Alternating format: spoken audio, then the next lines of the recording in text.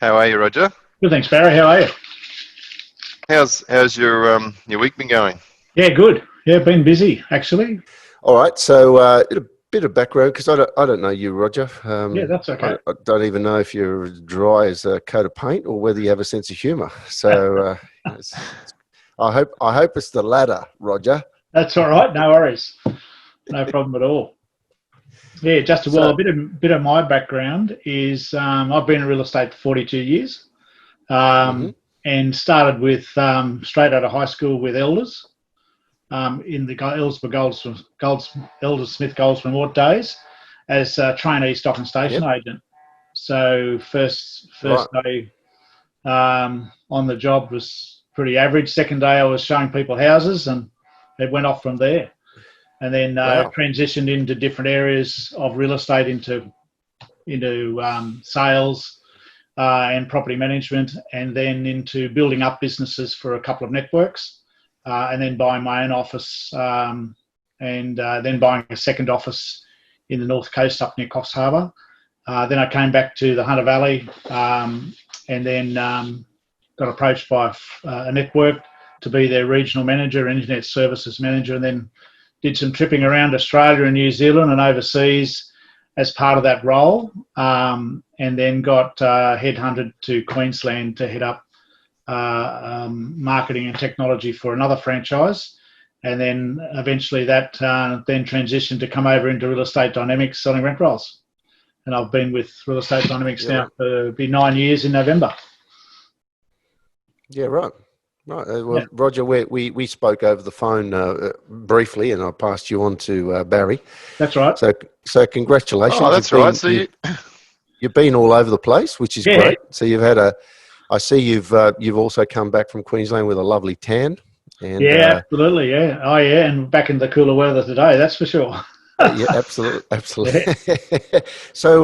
So you have a really deep and rich history with A, working in real estate, but B, working for franchise groups and helping to build them up. Tell us about your experiences. How does running a business as a real estate agent differ from being just a real estate agent? Just let's touch on that briefly, and then we'll go into other areas. yeah. I think most principals in real estate businesses have come from a sales background. So a lot of principals are more sales orientated, Mm, particularly over the years. And then the property management department grew. Nowadays it's the other way around. It's actually done the switcheroo. So particularly through COVID, where they relied so heavily on the income for property management, focus has been more on property management than it actually is on residential sales. So a lot of buyers are now actually seeing that sales businesses are the add-on component to a good rent roll business. And mm, the difference in the principles themselves is that some principals are adaptive to learn and to learn how to manage staff and grow their businesses. Other ones struggle because they're continually involved in sales to keep the business afloat. And they can't work on the business. They're too busy working in the business. yeah, And Roger. Sorry, Roger. Sorry to interrupt, but I see that as a real missing amongst a lot of people in real estate. That there seems to be this disconnect between when you choose to run your own agency, you need to run the business more than being continue on as a salesman, because then you run into a lot of trouble. Have you seen a lot of that? Have you? yeah, had seen a lot of that, and that's where you get a lot of burnout. A lot of Hmm. principals will do it for 3 or 4 or 5 years, and then all of a sudden, they haven't had a holiday or they haven't had a break. Then they start to get that burnout. So Hmm. and funny enough, it occurs around that 7 year mark generally.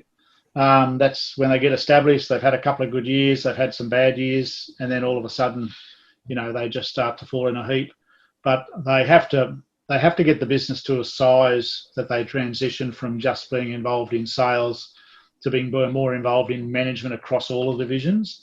So Yep. and equally grow each division. So grow the property management along with the sales. But oftentimes, when the time crunch and there's no sales, the property management will carry them through. and that's the real kicker for them. But it's about getting that more than just the family-sized business these days. With the costs and the overheads of running a real estate business, it really needs to be larger than what, starting up a business and having 30 or 40 rentals and trying to do sales and make that pay. Because at the end of the day, the only asset they've got is their rent roll. There's no asset in the sales.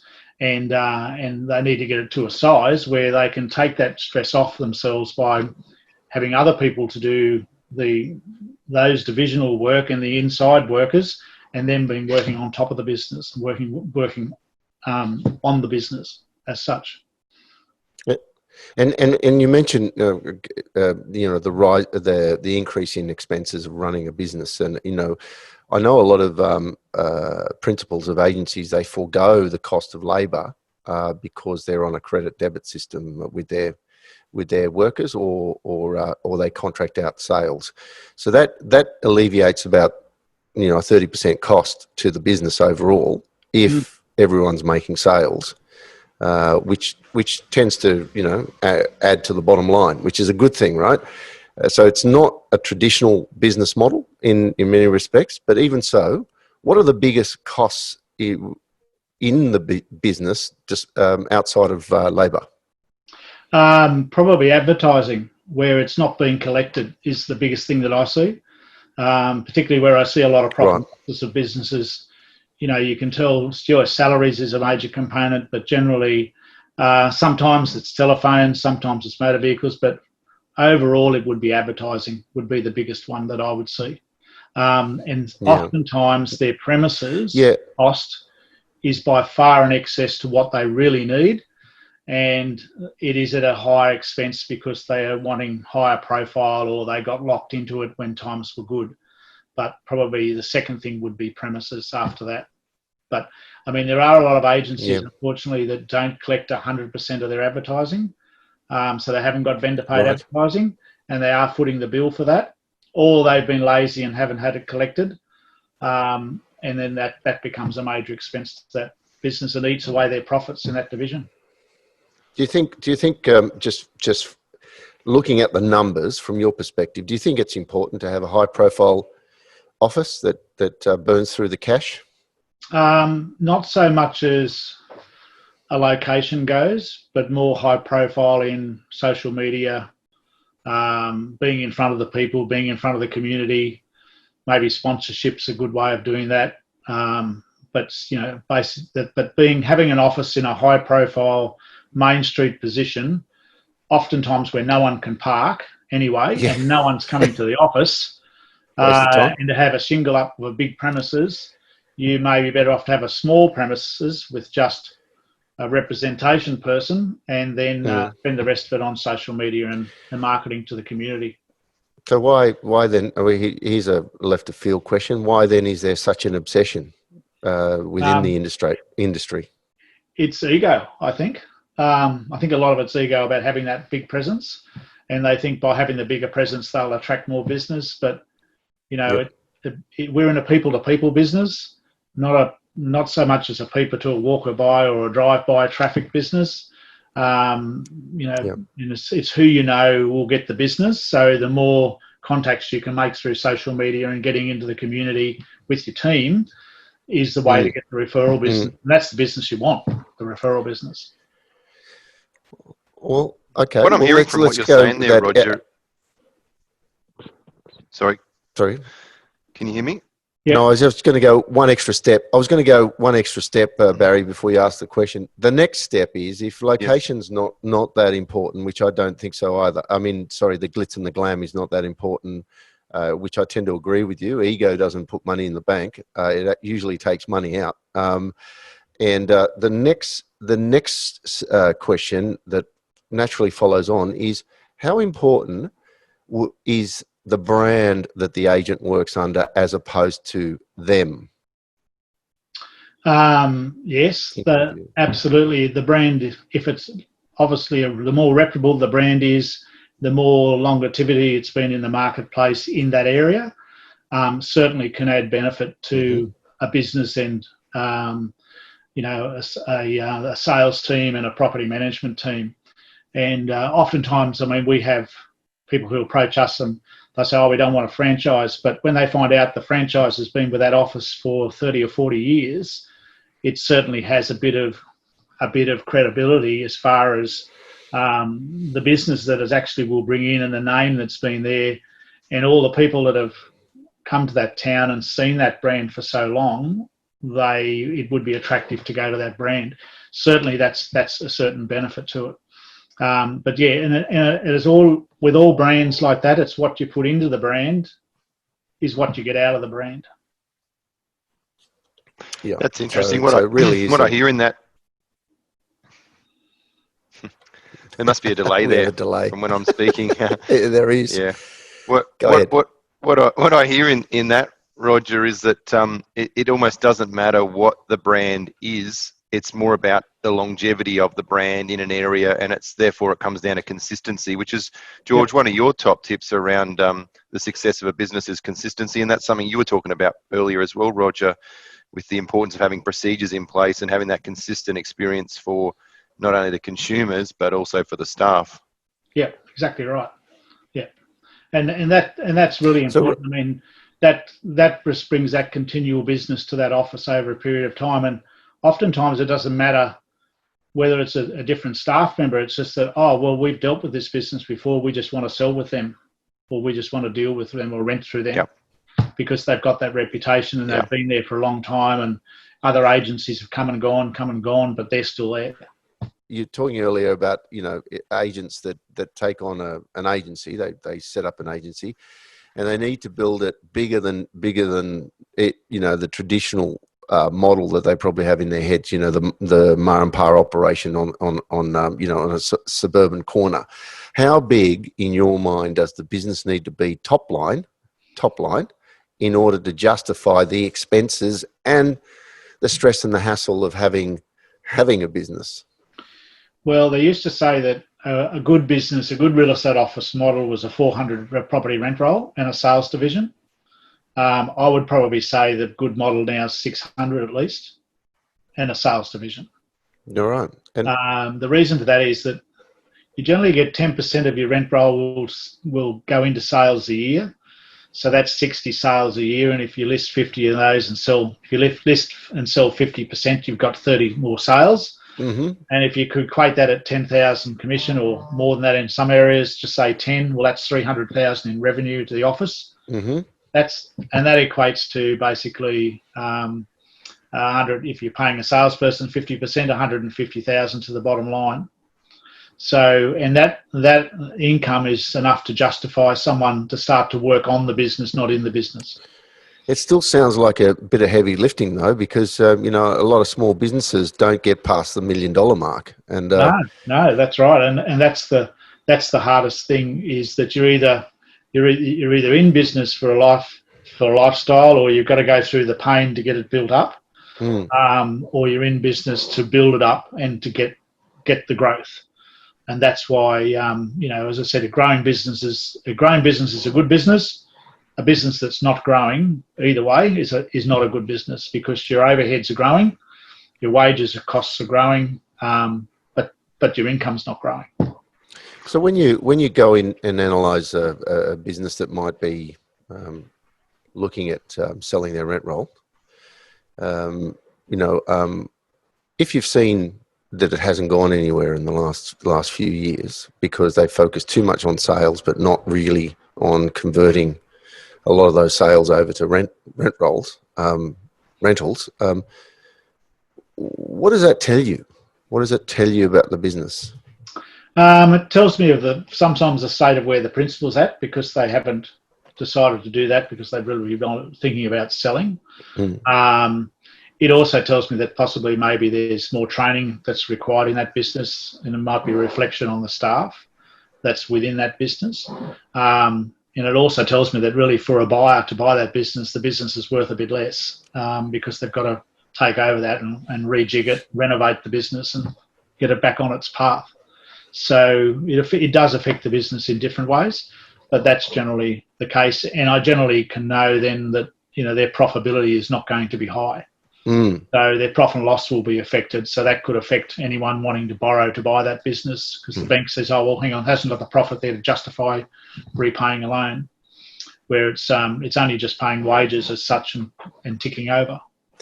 So, Roger, in terms of focus, then, would you, if you were to advise a business owner, an agency owner, where they should throw their attention, what would you say, and what kind of percentage would you say they should throw at it? Well, depending, I would say probably 80% of it should go on to property management to start with, to get that division right. Yep. And then obviously when the climate's right, to really hook into the sales on the 20% side. Admittedly, I know that and you would judge that as well. So if the sales market returned and started to become hot and listings were selling quickly, well, you'd refocus back on that side to get some revenue. And that would only be natural. But at the end of the day, a rock solid base on property management that has a good profitability in that division, plus good procedures in place that it's there to grow. So as soon as the sales do take off, they can convert more of those back into investment sales, back into the rent roll, grow the rent roll, and know that they're going to be looked after. I never forget working with an office, and they had a business development manager on. They were putting on about 20 rentals a month, but they were losing 15 a month because they weren't being managed on the other side. So that BDM would hand them over. But then they'd end up, he said, oh, we've done really well. We've put on 60 rentals. So they said, yeah, but we lost 45. So, at the end of the day, you need to fix up the engine room before you press the accelerator. You get my drift. That's a good point. And what about these companies that are coming out? It's getting more and more competitive, and I'm seeing more property management companies reducing fees and coming down. Like you're seeing people do it for 3%, 4%, flat fees of $100. Yep. Based on your experience, having worked in the industry and had your own business there, do those numbers work, Roger, for I guess the service level for the landlord, that looking after the tenants and the properties, and having staff that are enjoying the environment, and also for valuations, Roger? Yeah, well, I think a lot of there has been a lot of pressure on management fees, and I do see a lot of them at 4.6 and 5 and 5.5%. It's hard then to get the profitability unless you've got really big numbers, and unless you've got virtual assistants at low wage points within assisting that business. So the most difficult thing there is, I always say to people, well, you need to know your break-even point. In other words, what's it cost my business to manage on my base costs plus a profit margin? What does it cost to manage a property? And that might be $1,250, it could be $1,400, just depending on what area you're in and what overheads you've got. And then if you take on a management of $1,000 or $980, like there are some, particularly in Sydney, then you've got to look and say, well, hang on, we take on that one plus the extra fees and charges. They're only on $1,100, but our break even's $1,250 or $1,400. We're actually losing $300 or $350 per property to manage it. Is that a good decision or not? Yeah. And then you got to weigh it up and say, well, okay, look, maybe we can convert them and get their fees up, etc. So you can bring them into a good management. But at the end of the day, if you've got a lot of those and they're unprofitable, then your overheads are more than what your income is. That's not a good decision to run a property management business that way. No, Roger. One of the interesting things that I've observed is when you look at most of the P&Ls that pertain to a property management role, the P&L seems to be broken down into top line, operational expenses, and then the bottom line. And I just remember back to my experience in manufacturing when manufacturing, as it increased the production of product, labor content also increased. And I assume that property management is similar, that labor content increases because it's labor intensive, and it increases over time as the rent roll grows. One of the nifty tricks I was shown was to move the operational expense of labor to your cost of goods, and then work out your GP based on that. Well, I often say to people, look, grab your profit and loss and put a profit in as an expense. So say if you put 20% in as an expense, Yep. and then leave your labour costs out because that's your highest expense. Yep. And premises obviously second, but leave your labour costs out, work it backwards and see what you've got left to pay your labour. Oh, that would be interesting. And what have you then, discovered? And then you might discover that, oh, wow, to make 20%, my labour cost has got to be this. So how can I get my labour costs that, or can I manage that rent roll or introduce systems in that rent roll to, like Inspect Real Estate's one of them that has reduced a lot of overheads for inspection. So things like that where it makes the business more efficient, so you can get that 20% profit. Or you might find that you've had staff for 20 years and 15 years, and they're way overpaid compared to what the market's currently paying. So, and I know I've spoken to principals and they said, oh yeah, we've had the opportunity that someone's resigned, so we replaced them with another salary that's for 30,000 less, but they're doing the same job. And that's really the key, is to keep control of those costs so that you can still get your profit margin, but do a reverse profit and loss, and then you'll see what you've got left. If you want to make 20%, that's what it's going to have to cost me to run the business. It's very smart, but how often do you discover that most people don't have that level of financial understanding? Oh, absolutely. And that's because, again, they've come through the process of being a principal through a salesperson or a property manager. But they haven't been taught. I remember before I bought my first business, I did a small business management course because I didn't know a lot about small business and management and all that sort of side, but I did a management course.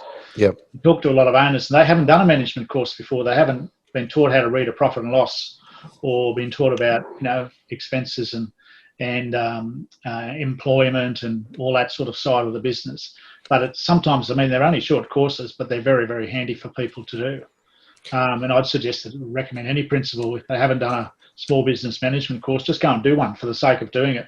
And you may find that you'll discover things that think, oh, well, yeah, I can think about that, and I could do that. So yeah, and then go to your real estate conferences and your leadership,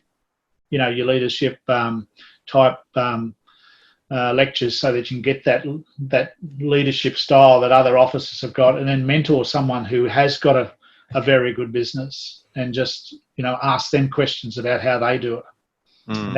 That's a good way to learn. But in my area where I was dealing with lots of franchisees and lots of officers, and even now, oftentimes I've had to tell someone, look, you need to reduce your staff by a percentage to get it back into line. And one guy said, hang on, your staff's at 75% of your net revenue. Ooh. The benchmarking says it should be at 37 to 40%. Yeah. And he said, oh, wow. And then when he did it, when he had a couple of years, he had one lady leave, restructured, another one left. He got it back to that. He said, oh, I can't believe I'm now actually making some money. Wow. So all of a sudden, and the other thing then is it all of a sudden became appealing to a buyer because they didn't have to come in and actually reduce the staff. Yeah, that makes sense. And that puts the risk on the rent roll or the business they're going to buy. So they, it's really good when we have businesses sold and they say, look, we've looked at the staff, we're going to take the lot if they want to come over to us. And next thing you know, that the staff, the business is just continuing on where it was. One of the things, thank you for that, Roger. One of the things I've noticed, I've observed, is that there's a big chasm between most people that run an agency, and then those people, and I've met a few who are at the top tier of the game, and all they do is think numbers. And they have a completely different mindset and a different view of their business, completely different. And I take it in your experience of working with a lot of those franchise brands over the years, what have you seen that has differentiated them from the average bear? I think I've always said it's important to know the numbers, but the average ones probably don't know the numbers. They only know them after they do their tax return at the end of the financial year. I've always been when I was in France, working with one of the franchise groups. There was a group, I'll never forget, it was a group of agents. We used to have our zone meeting and meet. And it was funny because they all had most of them had the same accountant, and I couldn't work it out why. But they said that they had agreed as a group that they would monitor their businesses monthly.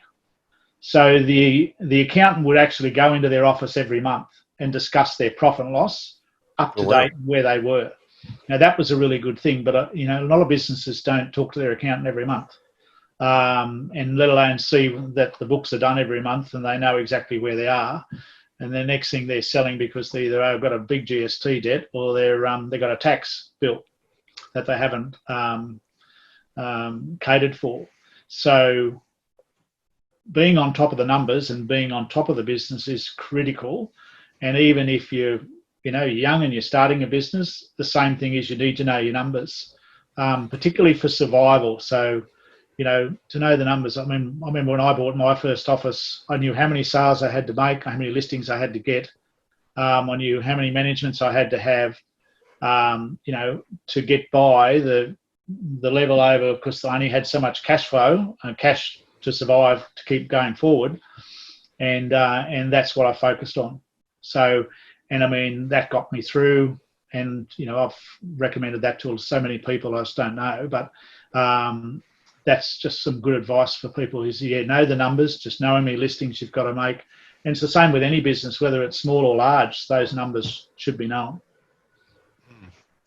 That's a good point. Actually, just touching back on what you said before, Roger, about a lot of salespeople or property managers become the business owner, and then they grow a team off the back of that.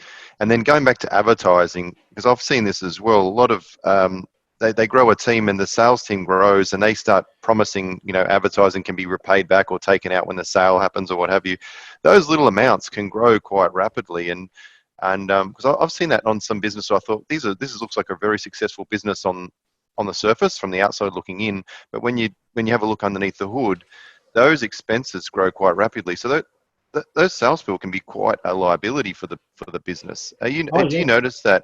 And obviously, there's disciplines that are required around that, but I've seen quite a few agents of late removing the sales team altogether and actually really streamlining their business, just getting back to simplicity and them focusing on the listing and sales themselves and having a really good property management team in the background to support them. Are you noticing a bit of a trend towards that, as opposed to people trying to build a sales team again?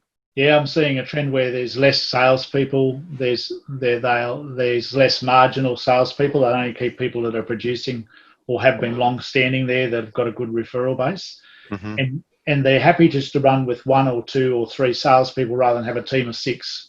But interesting you said on the expenses side, I remember seeing a company and they asked me to come in and sit on their board meeting with the 3 directors, and they said, here's our books. And I just said, look, it's just something not right here. There's some money that hasn't been collected or something, and I think it's in the advertising. And they looked at one of the directors and said, you're in charge of the sales side. What's this figure here? And he said, well, I'm not real sure. So he walked out of the room, checked, came back, and they said, that's 125,000 of uncollected paid advertising. Ooh. BPA. Wow. And what had happened was that over 2 or 3 months, they got busy and forgot to collect it on the settlements. And they end up writing off 100 grand out of that 125. Yeah, that's a big hit. That's a big hit. But obviously, P&L is one side of the business, but cash flow is very important. And I guess in that instance, they weren't monitoring their cash flow. No, and like they were a profitable, really good business, but they just lost that focus to make sure. Yeah, right. So, that's the important part of working on the business, not so much in the business, where, they had a CEO in that business who should have been on top of that as well. But it was a bit of a shock horror because, it was 125 grand. We haven't collected that. They collected 25, but they missed out on collecting 100 grand, and it was too late to go and get that back off sellers. And that just comes back to having, systems and procedures and policies in place, because for anyone not to know that they needed to collect that. well actually, let's have a look at that. How can you not see that, right? Like, because there's a process in place. I know with the Ozway business, for instance, it goes through it goes through the sales secretary, it goes through then a trust account bookkeeper who checks it, then it goes to the licensee for final approval and checking through, actually after the real estate agent who sold the property went through it and make sure and agrees that all the figures are correct. So there's like 4 checks before something gets paid. If there was any outstanding money, you'd know about it. Yeah, well, they had a turnover of staff. There was no checking in place. That principal who was in charge of that division had some time off as well. There was a whole lot of factors that came about, but it was soon quickly rectified, I can tell you.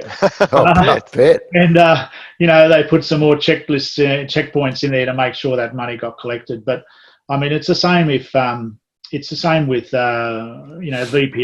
in the ways with not the difficulty with not getting VPA is it's a training issue. It's nothing else. It's just training the staff to actually have the skills to actually collect the vendor paid advertising when they list the property. So a lot of these times they either come down to systems and procedures that are broken down, or it comes also to a training perspective to make sure they understand what they have to do and how to do it or how to collect that vendor paid advertising. Well, that can become challenging too, Roger. I find for salespeople who are great at going out there and seeing people and being in the lounge room and getting the paperwork signed up, then they make these promises like you can do the advertising later down the track. They find it very difficult to go back and have that conversation when they're trying to get into the frame of mind of selling the property. And I know one of the things that we've implemented here at Ozway is to have a separate marketing company do the marketing collection. So when the agreements come in and whatever the agreement the agent's made with the person, we have somebody else actually following up on that, and that's their designated role. So and it also changes the dynamic. It's no longer the agent getting potentially annoying the vendor or getting in the way of a sale, because there's another total team that's taking care of that for them. So that's a good way to that's a good way to solve that issue. Yeah. What are you noticing at the moment post-COVID? Now that we've gone through this sort of COVID period, are you noticing any changes in the valuations, in the multiples, or how banks are lending on rent rolls, Roger? Yep, banks are pretty tough on rent rolls. One, they haven't got a lot of capacity for administering the loan applications. I suppose you could say they just don't have the staff. But 2 is they are asking a lot more questions. They're very concerned about what we call post-COVID. In other words, and I think more post-JobKeeper, if they're looking at that. And also their LVRs have come back a little bit. So, it used to be always guaranteed you'd probably be 60%. Now the LVR is probably 50 to 60. I know one bank is down to 20%. Wow. Which is really, really low. That is low. And but as far as the multipliers and the values go, because one, the banks are a bit tougher, and they probably are in charge of the valuation process generally. They are then quoting probably a little bit lesser on rent rolls, and I know in cases whereby they've basically valued the rent roll less than the purchasers were wanting to buy that rent roll or has offered for that rent roll, and the buyers have made up the difference to get the loans, to get that purchase through. But certainly, generally, because there's the marketplace is a little bit more tender and everyone's a bit on edge, the values have come back probably 20 cents across the board, I'd imagine, as a rough estimate. Where before we could get a higher price, we had a lot more competition. Probably a little bit less competition because the loans aren't there for the people to actually buy. That's a longer process to go through. So if there's been a lot of smaller transactions where there've been cash transactions. So what do you see? What do you see for the industry in the near future? And if you had to advise, a budding principal of an agency in how to pivot, what would you say? I think, long term down the track, we'll see a lot less smaller agencies. There'll be larger, bigger agencies. I had one contact me just recently. They're looking to buy 5,000 rental properties this year and 5,000 more next year. Right. So there's some larger people gearing up to go into very large rent rolls. So you'll see lesser agents as far as boutique agencies or smaller agencies because they're just not profitable to run that way. The licensing changes have also restricted a few people as well, saying it's just all too hard. So it's going to be probably the bigger businesses, the medium to large businesses, the ones that are going to continue to grow. Mm-hmm. And the smaller ones, unfortunately, will struggle. But if they're making just wages, that they might be comfortable with that. Other than that, they'll probably get to a stage where they'll decide to sell or merge in with a larger business. So that's what I can see on that side. Sorry, your second part of the question was? Well, what would you advise? Well, if you were looking to sell in the next 6 months, the biggest concerns are arrears and vacancies in rent rolls, and that's generally due to the metropolitan areas being affected by vacancies. The banks are really concerned about that. They'll also ask about the post-COVID rent reductions and how many of those are occurring. They're the issues that really concern them. Obviously, profitability is important, but if you talk to a lot of owners, their profitability through the COVID's increased because they've taken advantage of reducing their overheads, reducing their staff.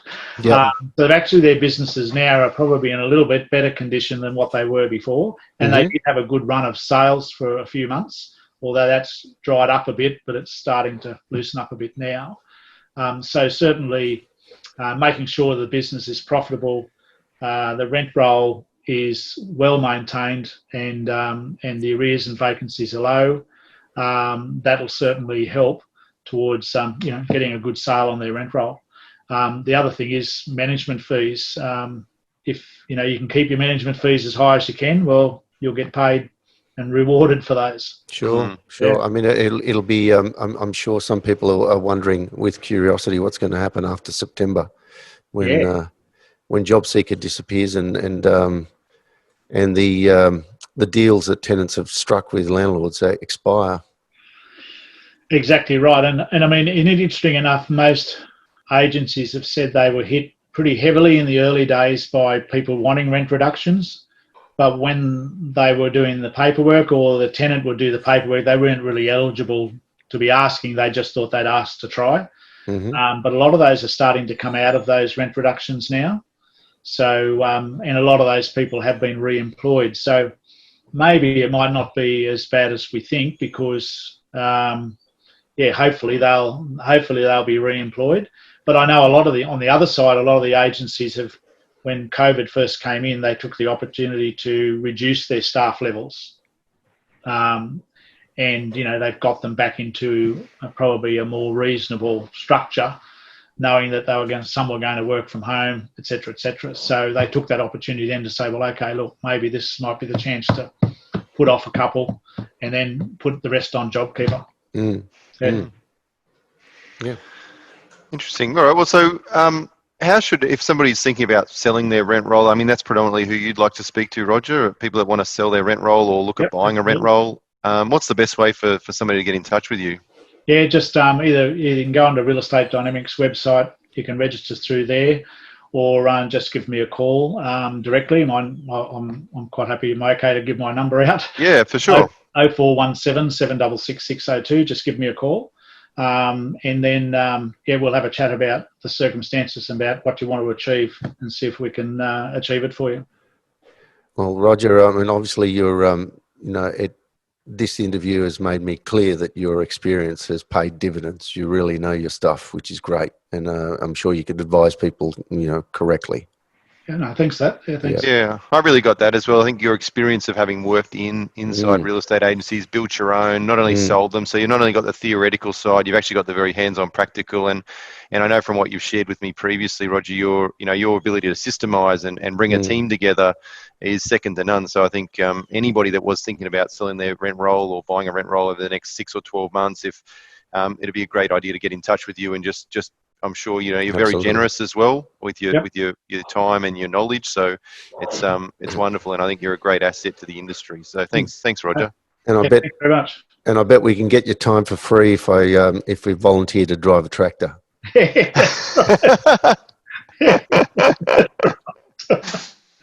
Yeah, absolutely. And I don't mind oranges, Roger. I love That's all right. No worries. Yep. I think I've got about 30 of those in. Yeah. Good on you. Look, Fantastic. thank you very much for your time, Roger. It's been a pleasure. All right. No problem. Thanks, guys. Thanks for joining us, We'll Roger. be chatting See ya. shortly. See ya. Take Bye. care. Bye for now. See Bye. ya.